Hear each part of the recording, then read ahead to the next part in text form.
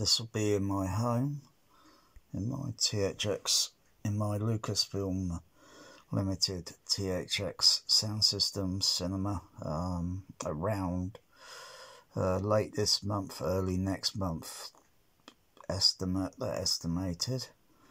It's got a volume dial issue sort of thing. Of course, this is a digital dial, so it'd be a kind of easy repair. It's either a loose wire connection with the volume dial, because they go on a little little dial thing that connects to a little circuit board usually.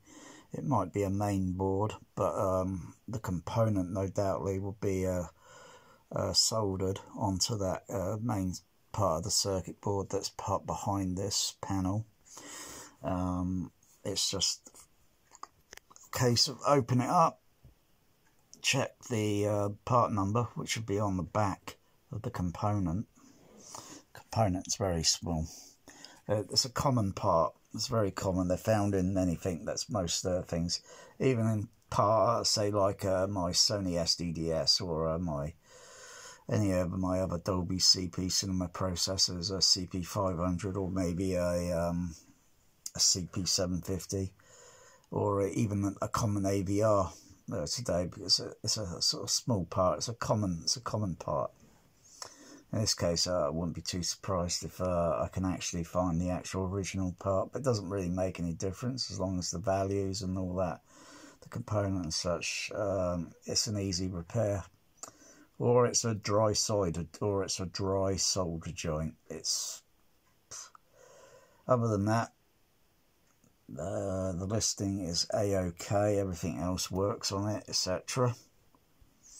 It is analog inputs. Surprised it doesn't even have an optical input, even though optical, up to the time of the end of the 1980s into the early 90s, opticals were getting very commonplace on laserdisc players, but this obviously was a few years more till Dolby AC3 came around. That was at least few more years ahead, but it's not a big deal. You could get RCA optical converters. Not that it makes a difference, because you're only taking an optical signal out from a laserdisc player, converting it into an RCA. So does it make the signal any cleaner, better? Maybe it does, maybe it doesn't. Maybe more the same. But it'll have the WASIT lead there, so I've already got a step-down power converter that I use on my JVC D theatre. I might get another step-down converter. They're very cheap. But wow, this sort of thing, I was drooling at it when I saw it years ago. That was just before it's just before I got a Laserdisc, I think. I didn't get Laserdisc till probably a year or two after I first saw in a magazine. I think it was in a Premiere. I think it was in a film magazine called Premiere. And there was this picture of this George Lucas, which is here in my, taking a picture of the definitive Laserdisc THX collection. And there's this picture, same picture that was in a magazine. And I was drooling over that for months and months and months and months. I was just drooling at it. And thinking, this is an actual little small THX, home THX room. Some say they've been in it, and they say they have been very wowed, impressed with it. Well, I wouldn't be surprised, maybe Tom Holman had something to do with it as well. So, this is one of the first early possibly a National Panasonic, because I believe it was a there was National Panasonic. It's the same design. It's just like the same with if I zoom in over here on my shrine here, there's a Harman Kardon AVP1A. That's also as a Fostech, and when you open it up, you can see Fostech printed on the circuit board.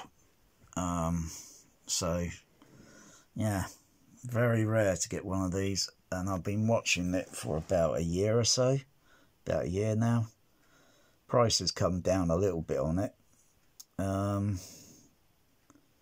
Yeah, it won't make much difference to my sound system as it is, because I've got the real professional THX in my THX cinema. This is just as a vintage add-on. I don't even know where to put it once I got it all up and running, which would be, like I say, it'd be a very easy repair for me. But like I say, well, thank goodness I did electronical assembly during the 1980s. So it'll be a fair easy repair. But I just don't know where to put it. I've got no rack space left in my system. I'm sure I'll figure something out and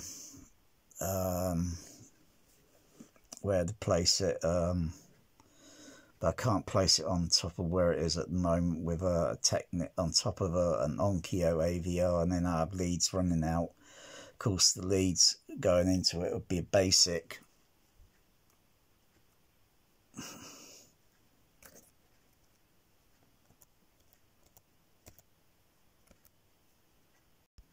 The leads be very basic. I think input is here. So you don't have other inputs on it. And then you got outputs, high output, low output levels. Center wide, that's wide band and narrow band, or off, or phantom. Sub, or low pass filtering. Frequency level control for the crossover, I think. Or frequency for the what's it? Level output, sub, on and off. Very basic.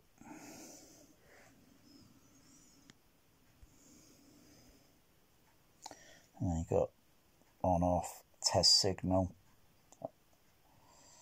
You got a remote sensor.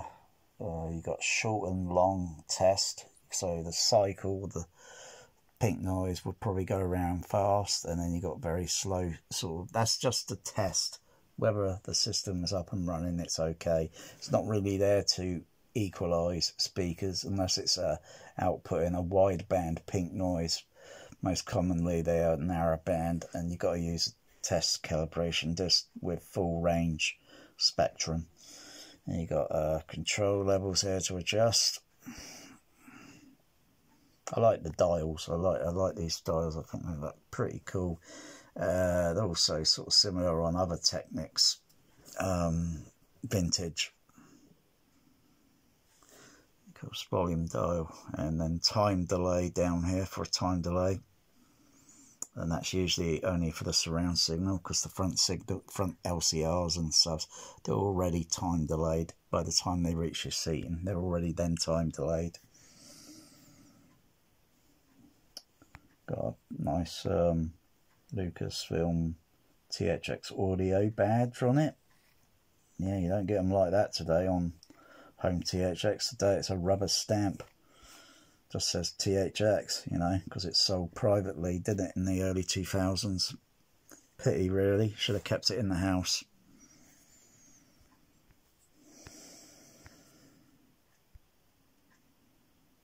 Got muting, -15. volume set, channel, volume set. That's interesting. It could be something to do with the volume issue sort of thing. So it'd be a very easy sort of thing to figure out. Auto balance, that's good. Auto balance here. So anything with the left total, right total, any sort of misbalance with the signal in, usually plus signal to the left or right side of the signal. Any imbalances that are kind of, it automatically adjusts the azimuth. You don't get that, I tell you. You wouldn't even get auto balance today on an AVR with that's got to work with Pro Logic. Nope, you won't get that. Otherwise, I'll be hearing it on my Denon. Sometimes if it goes out, if the levels are imbalanced, I can hear quite a bit of the imbalance, and it's leaking over to the left, or it's leaking over to the right. I guess it would do that also on a Trinov, because I don't think they're using it now, which is like, well, a bit of laziness, I would say. Most AVRs or processors didn't use auto balance and such, but some that did. That's very good. Even the Harman Kardon up there has got auto, and you can turn it on or off and use manual balance or auto.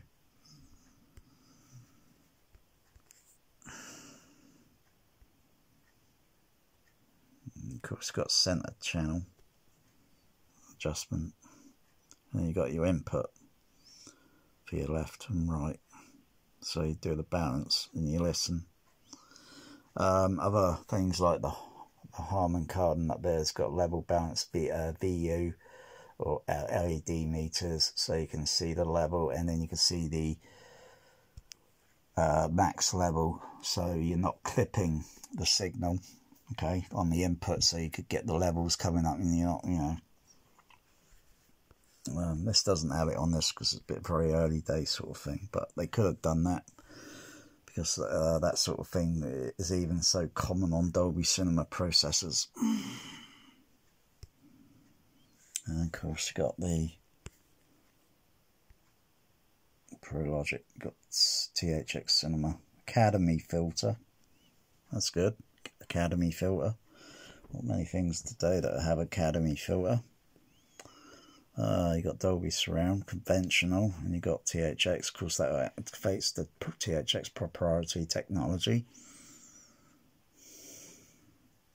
Stereo mode and mono. That's good. I like how these are laid out, because this is what I've been talking about. Things like all these AVRs today should be clearly laid out, so you engage it and then it's on that format, sound format straight away, rather than fumbling around with a remote control. And what's down here? What's this say? Simulated, yeah. So you got pseudo stereo and mono. You got the simulated effects. So you got a bit of a DSP thing on it as well. Those are very simple things with time delay and such. But yeah, that'll be in this THX Cinema late this month at the very least.